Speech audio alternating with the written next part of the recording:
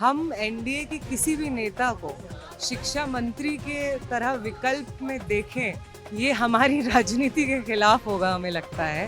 अपनी लाइफ को रिस्क पे डाल करके भूख हड़ताल पे बैठा हुआ है और वो विदेश की यात्रा विदेश घूम करके आ रहे हैं। तो कि हमारे बीजेपी के शासन में लोकतंत्र और जवाबदेही के बारे में आप मत सोचिए। तो जिन्होंने 22 बच्चों की पर उफ तक नहीं किया, वो हमारी बात क्या सुनेंगे। स्क्रिप्ट है इतनी बार दोहराई जा चुकी है, जो भी हमारे खिलाफ सवाल करेगा वो एंटी नेशनल है। नमस्ते, मैं सिद्धांत हूँ। ये ललन टॉप है और ये जंतर मंतर है नई दिल्ली।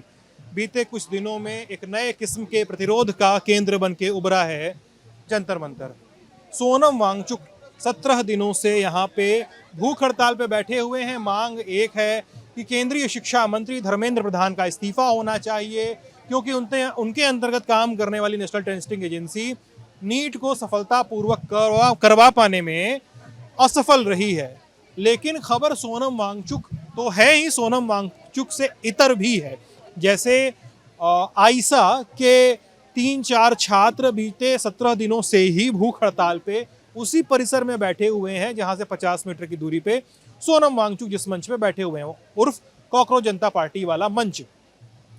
उनके एक साथी दीपक की बीते दिनों तबीयत ज़्यादा ख़राब हुई थी, तो दीपक को हॉस्पिटलाइज करना पड़ा, उनका हंगर स्ट्राइक ख़त्म करना पड़ा। ये मजबूरी थी, तबीयत का तकाजा था। लेकिन 17 दिनों के दरमियान जिस पंडाल के अंदर हम बैठे हैं, इस पंडाल के बाहर 3 पोस्टर लगे हैं। आइसा के 3 लोग, जिसमें नेहा हैं, अमीन हैं और मनीष हैं, इन तीनों का हेल्थ बुलेटिन दिया जा रहा है।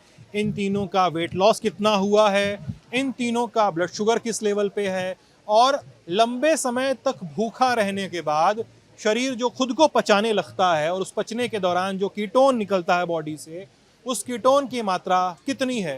कीटोन जितना ज़्यादा, मतलब बॉडी खुद को उतना ही अंदर से खाए जा रही है। मांग सिर्फ एक, धर्मेंद्र प्रधान का इस्तीफा होना चाहिए। इस्तीफे और इस प्रदर्शन पे हम इन 3 नेताओं जिनका हमने नाम लिया, हम उनसे मुखातब हैं। भाई, आई एम सॉरी कि आप लोगों को मुझसे बात करनी पड़ रही है इस मौके पे, क्योंकि आप लोगों की तबीयत थोड़ी ख़राब होगी, नो डाउट। तो मैं अपनी बात संक्षिप्त रखूँगा, टू द पॉइंट रखने की कोशिश करूँगा। सबसे पहली बात कि आप लोगों की भूख हड़ताल का औचित्य क्या है। धर्मेंद्र प्रधान का इस्तीफा हो जाए, वही औचित्य है। क्या अगर आज धर्मेंद्र प्रधान इस्तीफा दे देते हैं तो आपकी भूख हड़ताल खत्म हो जाएगी? कौन बोलेगा? जी जी बिल्कुल, हम लोगों की लड़ाई शिक्षा में एक व्यापक सुधार की है, बदलाव की है, अकाउंटेबिलिटी तय करने की है, और खास करके जिन 22 बच्चों ने आत्महत्या की है उनके न्याय की और उस पर जवाबदेही की है। तो भूख हड़ताल हमारी जो है वो धर्मेंद्र प्रधान के इस्तीफे तक जरूर है, लेकिन हमारी लड़ाई उससे आगे बढ़ी हुई है। धर्मेंद्र प्रधान के इस्तीफे के साथ साथ एनटीए जैसी एजेंसी का जाना और उन बच्चों की हत्या के लिए जो लोग जिम्मेदार हैं और जो भी अफसर पेपर लीक करवाने में शामिल हैं, उनके ऊपर आपराधिक मुकदमा दर्ज होकर के कार्रवाई हो। इन तमाम मांगों के लिए हमारी लड़ाई जारी रहेगी। भूख हड़ताल, मेरा सवाल यही है, धर्मेंद्र प्रधान अगर आज इस्तीफा दे देते तो भूख हड़ताल खत्म होगी? जी हाँ बिल्कुल, अगर धर्मेंद्र प्रधान इस्तीफा देते हैं तो जाहिर तौर पर ये हमारे आंदोलन की जीत होगी, और इस जीत के साथ हम लोग भूख हड़ताल अपनी समाप्ति के साथ और एक बातचीत के साथ हम लोग आगे का प्लान, आगे की योजना तय करेंगे। तबीयत कैसी है भाई आपकी? तबीयत अभी तो थोड़ी मतलब 14वें दिन के बाद ज़्यादा दिक्कत आती है। मुझे लगता है पहले 14 दिन आपका जो शरीर है उससे लड़ाई होती है, उसके बाद आपकी आत्मा से लड़ाई होती है कि आपको आगे कैरी ऑन करना है। लेकिन फिर भी हम बने हुए हैं। हमारे लिए हमें जितना खाने की भूख है उतनी ही इंसाफ की भूख भी है। आपकी तबीयत कैसी है नेहा?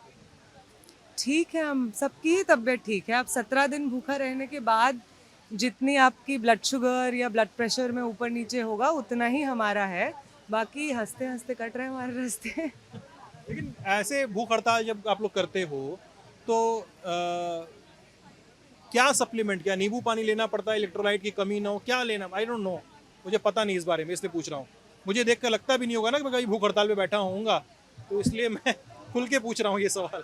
नहीं, हम में से कोई भूख हड़ताल पे नहीं बैठा है इससे पहले।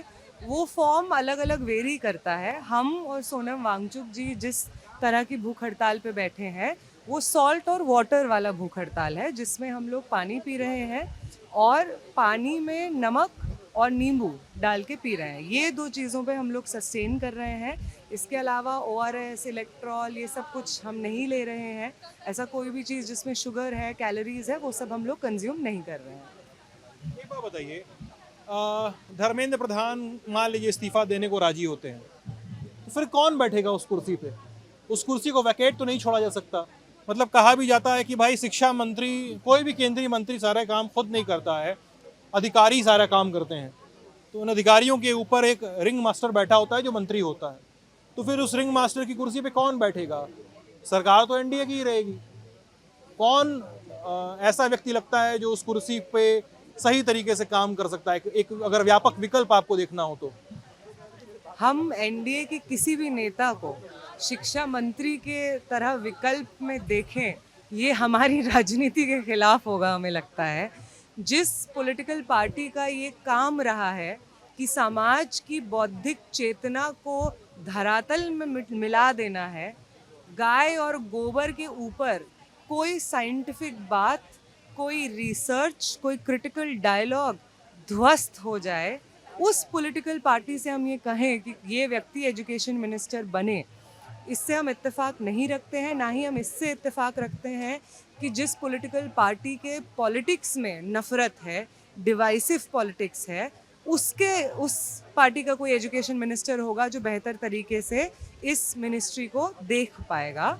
इसलिए धर्मेंद्र प्रधान का इस्तीफा मांगना किसी व्यक्ति विशेष के बारे में नहीं है। राजनाथ सिंह जब कहते हैं कि हमारे वहाँ, ये यूपीए की सरकार नहीं है, ये एनडीए की सरकार है, यहाँ पे इस्तीफे की ज़रूरत नहीं है, तो वो ये थोड़ी कह रहे होते हैं कि इस्तीफा नहीं देंगे। वो तो ये कह रहे होते हैं कि हमारे बीजेपी के शासन में लोकतंत्र और जवाबदेही के बारे में आप मत सोचिए। तो धर्मेंद्र प्रधान का इस्तीफा एक संदेश है कि आप चाहे भाजपा में हो, चाहे आरएसएस में हो, अगर आप एक पब्लिक पोर्टफोलियो होल्ड करते हैं, पब्लिक टैक्स पेयर के पैसे से अपना सैलरी लेते हैं, कैबिनेट मिनिस्टर किसी को आरएसएस के बड़े नेता के पैर छूने के लिए या भाजपा को उड़ीसा हरियाणा में चुनाव जिताने के लिए अवार्ड के रूप में तो नहीं मिलता है।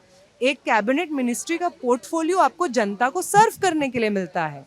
और अगर आप इस चीज़ में विफल होते हैं तो कोई आरएसएस का बड़ा नेता जिसका हाथ आपके सर पे हो, आपको नहीं बचाया जा सकता है, आपको कुर्सी से घसीट करके नीचे उतारा जाएगा। इस चीज़ का बोध भाजपा के हर एक मिनिस्टर को होना बहुत ज़रूरी है। ये अहंकार कि हम इस्तीफा नहीं देते हैं, ये टूटना बहुत ज़रूरी है। इसलिए हम मांग कर रहे हैं धर्मेंद्र प्रधान के इस्तीफे। सोशल मीडिया पर आप सभी प्रदर्शनकारियों के समर्थन में तो बातें हो ही रही हैं, आप सभी प्रदर्शनकारियों के खिलाफ भी बहुत सारी बातें कही और लिखी जा रही हैं। ऐसी कौन सी बातें हैं जिनको आप रेखांकित करना चाहेंगे जो आप लोगों के खिलाफ लिखी जा रही हैं या कही जा रही हैं, सोशल मीडिया में या पॉपुलर मीडिया में या डे टू डे डायलॉग्स में? ऐसी कौन सी बातें हैं वियर्ड, अनवियर्ड या बहुत ही बेसिर पैर की जो आप लोगों के खिलाफ आप लोग को सुनी कही दिखाई दे रही हैं? जो एक इनका लगातार स्क्रिप्ट चलता है बीजेपी आरएसएस रेजीम का कि ये एंटी नेशनल हैं, ये टुकड़े टुकड़े गैंग हैं, बिना हमें जाने, बिना ये तथ्य जाने कि हम यहाँ पे किस लिए बैठे हैं, इस प्रोटेस्ट का उद्देश्य क्या है, मुझे लगता है वो सबसे बेसिर पैर वाली चीज़ है। और हर एक चीज़ को एक ही सूत्र में बांध देना ताकि उनका जो एक तरीके से वर्ल्ड व्यू है वो हम पे थोपा जाए, वो सबसे ज़्यादा मुझे वियर्ड लगता है। क्योंकि ये स्क्रिप्ट इतनी बारी वर्ल्ड व्यू भाई कि इसी तरीके से कि जो भी हमारे खिलाफ सवाल करेगा वो एंटी नेशनल है। जो ये स्क्रिप्ट है इतनी बार दोहराई जा चुकी है कि हम इससे थक भी गए हैं और हम इससे हैरान भी हैं कि कैसे ये लोग बार बार ये स्क्रिप्ट दोहराए जा रहे हैं। और एक जगह ये होता है कि राजनाथ सिंह ये कहते हैं कि कोई इस्तीफ़ा नहीं होता, दूसरी तरफ ये है कि हमें बार बार उन्हीं के जो मतलब एक तरीके से उनके इकोसिस्टम के लोग हैं, आईटी सेल के लोग हैं, वो टुकड़े टुकड़े गैंग कह रहे हैं। तो मेरे हिसाब से ये सबसे बेसिर पैर वाली चीज़ है जो अभी भी वो कर रहे हैं। इसके बावजूद कि हम एजुकेशन, एम्प्लॉयमेंट, इन इश्यूज़ पर लड़ रहे हैं और ऐसा कोई भी बयान नहीं है जो हमारी तरफ से गया हो जो कि ये साबित कर पाए कि हम कोई टुकड़े टुकड़े गैंग हैं या कोई एंटी नेशनल है। कौन कौन से नेता, परेता, अभिनेता आप लोगों से मिलने आए? देखिए, तमाम सिविल सोसाइटी के लोग, सोशल ऑर्गेनाइजेशंस के लोग, पॉलिटिकल पार्टीज़ के लोग भी आ रहे हैं। अभी सपा की जो सांसद हैं प्रिया सरोज मिल करके हम लोगों से गई हैं। इंडिया के जो यंगेस्ट मेंबर ऑफ पार्लियामेंट हैं पुष्पेंद्र सरोज कल आए थे। और उसके साथ साथ केरल के तमाम मिनिस्टर्स और सीपीआई एमएल के जनरल सेक्रेटरी, सीपीआई के जनरल सेक्रेटरी, सीपीएम के जनरल सेक्रेटरी और इस तरह के तमाम बहुत उस तरह के लोग लगातार हम लोगों के समर्थन में आ रहे हैं। और सिर्फ इस तरह की पर्सनालिटीज़ ही नहीं बल्कि कॉमन पीपल, देश के अलग अलग हिस्सों से, अलग अलग कोनों से लोग हमारे समर्थन में आ रहे हैं। हम आयशा के 3 अभी यहाँ बैठे हुए हैं सोनम जी के साथ, और भी दर्जन भर लोग करीब अलग अलग इसी जगह पर अलग अलग टेंट बना करके वो लोग धरने पर बैठे हुए हैं। कि उन लोगों को आप क्या संदेश दे सकते हैं जो आपके इस पूरे प्रोटेस्ट को दूर से देख रहे हैं? एक हिस्सा है जो यहाँ दिल्ली में नहीं है, एक हिस्सा है जो दिल्ली से 500, 800, 1200, 1500 किलोमीटर दूर है। उनको आप कैसे देख सकते हैं? उनको आप क्या संदेश दे सकते हैं कि वो आपके प्रोटेस्ट को कैसे समझें, क्यों समझें, और भाई वो क्यों लोड लें इसको समझने का? अगर ये मैं बहुत बोलचाल की भाषा में कहूँ तो वो क्यों लोड लें कि भाई मुझे इस प्रोटेस्ट से क्या मतलब है? देखिए, किसी भी देश में ऐसा नहीं है, स्पेशली हमारे देश में शिक्षा या रोजगार का मुद्दा कोई नया मुद्दा नहीं है। ना ही स्वास्थ्य का मुद्दा नया होगा, विमेन सेफ्टी का मुद्दा नया होगा, जातिवादी हिंसा का मुद्दा नया होगा। ये सब नया नहीं है, लेकिन ऐसे मोमेंट्स जब एक हिस्टोरिक आउटपोरिंग होता है मास सपोर्ट का और वो केंद्रित होता है इस तरीके के मूवमेंट्स के रूप में, तो ऐसे समय पे आप ये नहीं कह सकते थे कि हमें पता नहीं चला। आप सबको पता है कि एक प्रोटेस्ट चल रहा है, व्यापक रूप से चल रहा है, जहाँ पे लोग 17 दिन से भूख हड़ताल पे भी बैठे हैं। तो ये एक हिस्टोरिक मोमेंट है और आने वाले सालों में आपके बच्चे 5 साल, 6 साल, 12 साल के हो सकते हैं। जब वो पूछेंगे अपनी अडल्ट लाइफ में, पढ़ेंगे कि ऐसा इतिहास में हुआ था, तो वो आपसे जब पूछेंगे ना कि जब ये हो रहा था, हमारे शिक्षा के लिए लड़ने की बात हो रही थी, हमारे रोजगार के लिए लोग लड़ रहे थे, भूख हड़ताल पे बैठे थे, तो आपसे क्या रीट्वीट नहीं किया गया? आपसे क्या रीशेयर नहीं किया गया?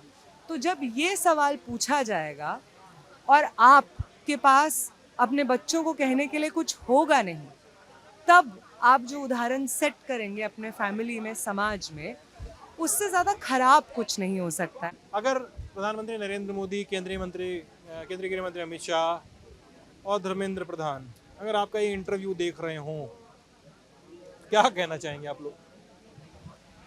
देखिए, हम तो प्रधानमंत्री मोदी जी से क्या ही कहा जाए। इस देश का जाना माना साइंटिस्ट, एजुकेशनिस्ट और इन्वायरमेंटलिस्ट 59 दिन से 8 किलो वजन घटा करके अपनी लाइफ को रिस्क पे डाल करके भूख हड़ताल पे बैठा हुआ है और वो विदेश घूम करके आ रहे हैं। तो उनसे तो बहुत कुछ कहने लायक बचा नहीं है। जिन्होंने 22 बच्चों की पर उफ तक नहीं किया, वो हमारी बात क्या सुनेंगे।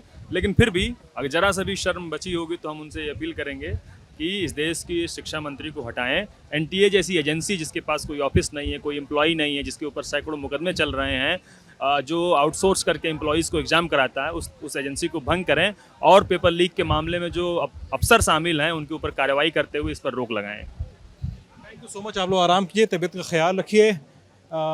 ये आयशा के 3 वो एक्टिविस्ट हैं जो 17 दिन से भूख हड़ताल पे बैठे हुए हैं। ये जो देख रहे हैं, ये जो शामियाना सा तना हुआ है, ये आयशा का कैंप है, आयशा के एक्टिविस्ट हैं। अगर आप इससे बाहर का रुख करते हैं तो वो बाकी का जंतर मंतर पसरा हुआ है जहाँ पे लोग विरोध प्रदर्शन में जुटे हुए हैं, क्योंकि उन सभी को मुझे आगे जाना है, थैंक यू। उन सभी को यहाँ पे धर्मेंद्र प्रधान का इस्तीफ़ा चाहिए। मैं ये बैरिकेड हटा देता हूँ। वो सीजेपी का स्टेज है जहाँ पे कॉकरोच जनता पार्टी यानी सीजेपी जिसका एक्रोनिम है, सीजेपी का स्टेज है जहाँ पे सोनम वांगचुक धरने पे भूख हड़ताल पे बैठे हुए हैं।